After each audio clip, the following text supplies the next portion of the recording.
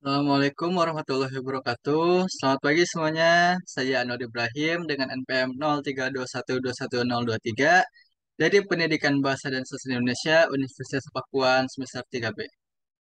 Pada kesempatan kali ini saya ingin mempraktikkan media pembelajaran melalui teks persuasif.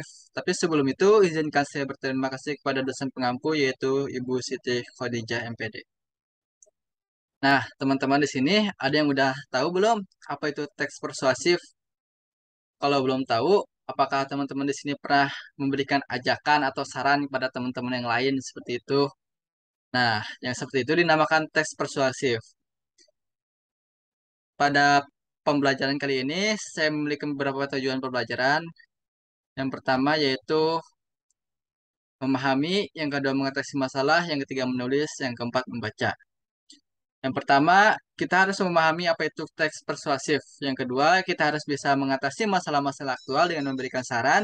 Yang ketiga, kita harus menulis teks persuasif dengan struktur bahasaan dan penyusun yang benar. Yang terakhir adalah kita harus membaca teks persuasif dengan kaidah kebahasaan yang baik dan benar. Berikutnya, seperti yang sudah saya jelaskan tadi, pengertian dari teks persuasif adalah ajakan kepada seseorang dengan menggunakan cara memberikan alasan dan prospek baik yang meyakinkan. Bisa juga diartikan sebagai ajakan halus, seperti persuasi bisa memberi bentuk karangan yang tujuan yang membuktikan pendapat. Untuk membuat teks persuasif itu membutuhkan langkah-langkah. Yang pertama adalah menentukan tema yang berisikan bujukan utama. Yang kedua menyusun perincian yang berisikan pengenalan isi, rangkaian fakta, ajakan-ajakan, dan penegasan kembali. Yang ketiga adalah pengumpulan bahan yang berisikan pendapat, fakta, dan berita. Yang terakhir adalah mengembangkan teks agar teks tersebut menjadi tertarik atau menarik perhatian orang-orang. Yaitu kita harus memperhatikan struktur dan kedaya kebahasaan. Untuk struktur penyusun teks persuasif sendiri itu ada pengenalan isu, rangkuman argumen, pernyataan ajakan, dan penegasan kembali. Untuk contoh teks persuasifnya, saya memiliki sebuah contoh, yaitu sebagai berikut, yang berjudul Buanglah Sampah pada Tempatnya. Di sini pengenalan isunya, sampah merupakan isu yang cukup meresahkan di Indonesia. Rasanya masih terlalu banyak sampah kecil berserakan di sekitar kita. Terkadang banyak orang yang menyepelekan bahwa sampah kecil itu tanpa mengetahui dampak yang akan ditimbulkannya. Kecil apapun, sampah ya sampah. Untuk rangkaian argumennya, sampah yang kita buang di mana saja kita tidak akan hilang sendiri. Apalagi jika sampah tersebut merupakan sampah anorganik atau sampah yang tidak dapat diuraikan oleh tanah. Namun, bukan berarti kita dapat membuang sampah organik kemana saja. Sampah terurai tetap tidak akan menghilang secara instan. Membuang sampah di mana saja tetap berisiko mengundang penyakit yang tidak diinginkan.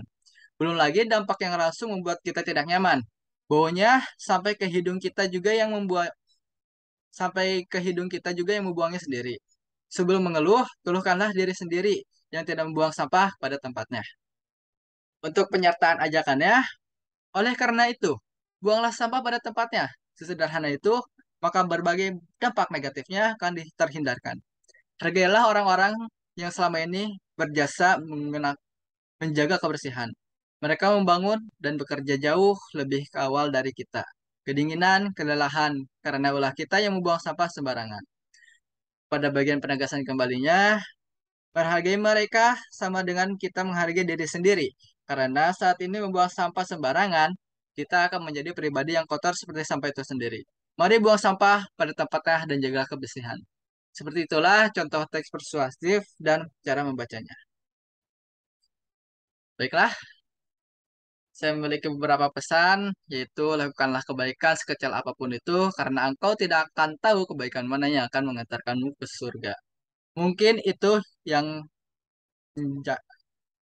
Mungkin kebaikan itulah yang memastikanmu masuk ke surga. Lalu, terima kasih. Sesungguhnya Allah menyukai orang-orang yang berjuang jalannya. Dalam barisan yang teratur, seakan-akan mereka bangunan yang kokoh. Quran, As-Saff, ayat 4. Terima kasih. Assalamualaikum warahmatullahi wabarakatuh.